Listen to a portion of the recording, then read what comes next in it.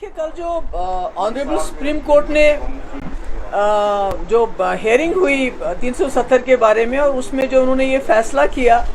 कि जो सरकार ने गवर्नमेंट ऑफ इंडिया की तरफ से जो लेटेस्ट एफिडेविट दिया गया और जिसमें 370 हटाने का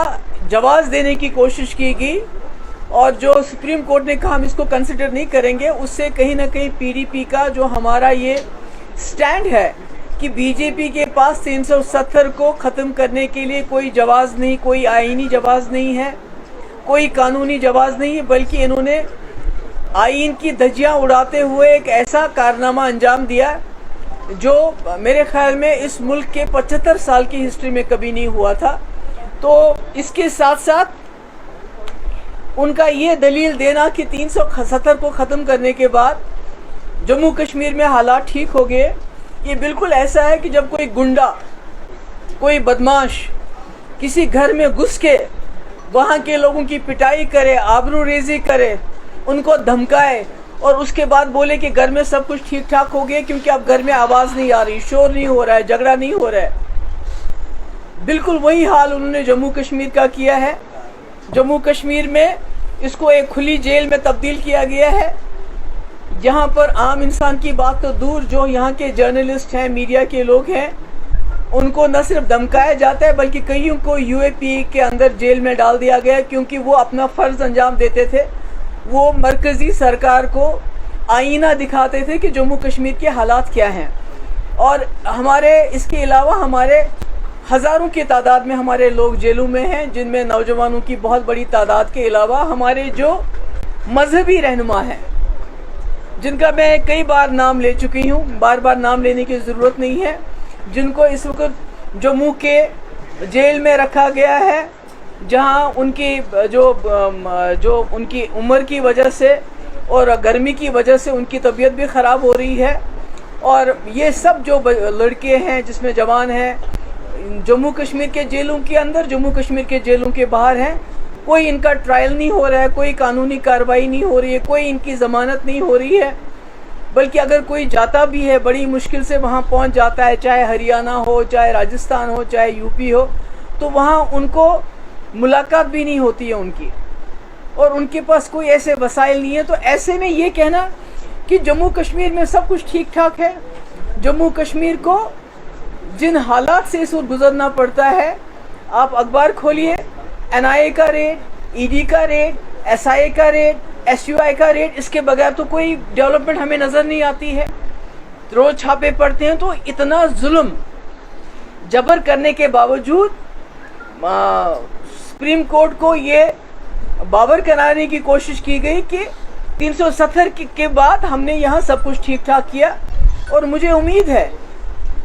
कि जो हमारे जस्टिस चंद्रचूड़ साहब, चीफ जस्टिस चंद्रचूड़ साहब, और उनके साथ जो 200 जज लाए गए, वो भी इसी मकसद से लाए गए यहाँ, ताकि उनको ये दिखाया जाए कि जम्मू कश्मीर में जो कब्रिस्तान की खामोशी है, उनको ये बताया जाए यहाँ सब कुछ ठीक ठाक है। मगर मुझे उम्मीद है कि ये तमाम जज साहिबान बहुत ही दानिशमंद लोग होते हैं, ये लोगों की तकदीरों का फ़ैसला करते हैं। उन्होंने देखा होगा कि पर्दे के पीछे क्या है, जम्मू कश्मीर में असली हालात क्या हैं, किस तरह जो पिछले 4 साल में जब से हमारा केस सुप्रीम कोर्ट में है, उसकी परवाह न करते हुए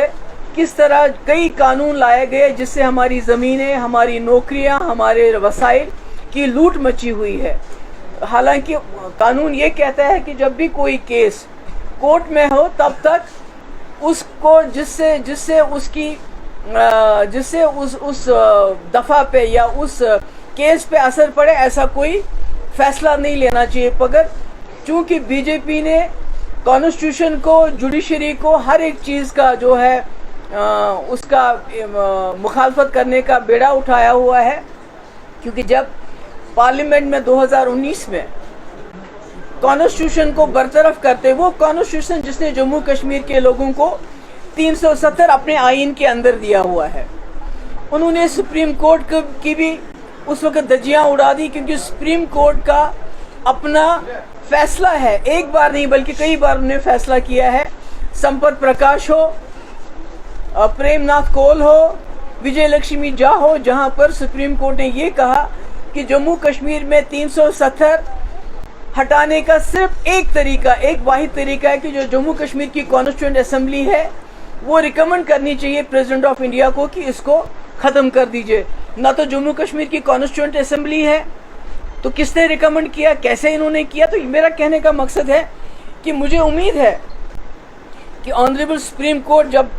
कि हालांकि कुछ खदशात भी हैं, किसी ने मुझसे सवाल पूछा कि पिछले 4 साल से केस की सुनवाई बिल्कुल नहीं हुई, जबकि बड़े ऐसे केसेस सुने गए जिनकी शायद इतनी इमरजेंसी नहीं थी। तो आज कश्मीर के दौरे के यकायक बाद केस की सुनवाई होना और वो भी ये फैसला होना कि 2 अगस्त के बाद रोज़मर्रा इनकी सुनवाई होगी, तो कहीं ना कहीं ये खदशात पैदा होते हैं कि कहीं जो बीजेपी जो जाल बिछाया है उन्होंने पूरी दुनिया को, पहले G20 उसके बाद जजेस को लाया गया जम्मू कश्मीर के कब्रिस्तान की खामोशी दिखाने के लिए, कहीं वो कुछ और तो नहीं, पर्दे के पीछे कुछ और तो नहीं हो रहा है। पर मुझे उम्मीद है जस्टिस चंद्रचूड़ पे, आई थिंक उनकी जो इंटेग्रिटी है वो दैट इज़ अनक्वेश्चनेबल जो हम देख रहे हैं। मुझे उम्मीद है कि जो पास्ट में हुआ है, कई ऐसे फैसले दिए गए जिसमें कॉन्स्टिट्यूशन को बरतरफ करके, कानून को बरतरफ करके सिर्फ आवाम के जज्बात, कलेक्टिव कॉन्शियस को सेटिस्फाई करने के लिए कुछ जजमेंट्स दी गई हैं और उसके बाद वो लोग पार्लियामेंट में पहुंच गए वो जजेस। तो मुझे उम्मीद है कि जस्टिस चंद्रचूड़ जो है वो अवाम के जज्बात की अगर कदर करनी हो तो फिर जम्मू कश्मीर के लोगों के जज्बात की कदर करना पहला उनका फ़र्ज़ बनता है, क्योंकि 370 हमारी शनाख्त की, हमारी ज़मीनों की, हमारे रहन सहन की गारंटी था। मगर मैं सोचती हूँ कि मेरा ये मानना है कि जो भी जुडिशरी होती है उनको कॉन्स्टिट्यूशन और कानून की पासदारी करनी है। तो मुझे उम्मीद है जब वो कानून की पासदारी करेंगे, हिंदुस्तान के आईन की पासदारी करेंगे, तो फैसला ज़रूर कानून के हक़ में, इंडियन कॉन्स्टिट्यूशन के हक़ में देंगे, न कि कलेक्टिव कॉन्शियस। और जो हमने पहले देखा है, मैं उन जजमेंट्स का नाम नहीं लेना चाहती हूँ जहाँ ये कहा गया चूँकि सबूत नहीं थे,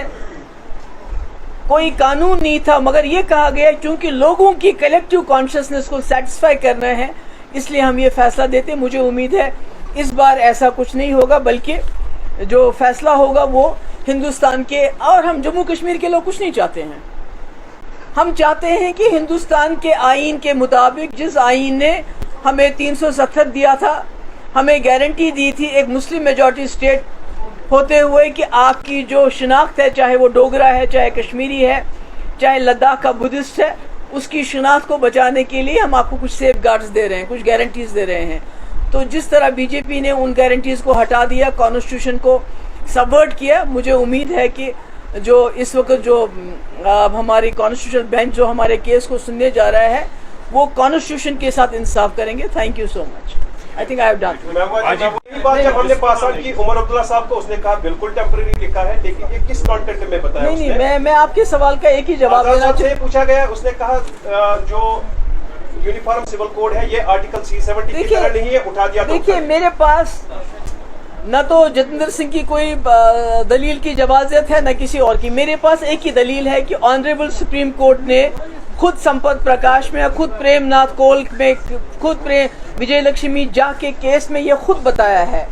कि जम्मू कश्मीर के 370 को कोई हटा नहीं सकता जब तक जम्मू कश्मीर की कॉन्स्टिट्यूएंट असेंबली इसको रिकमेंड ना करे प्रेसिडेंट को। तो टेम्परेरी होने का सवाल ही पैदा नहीं होता है।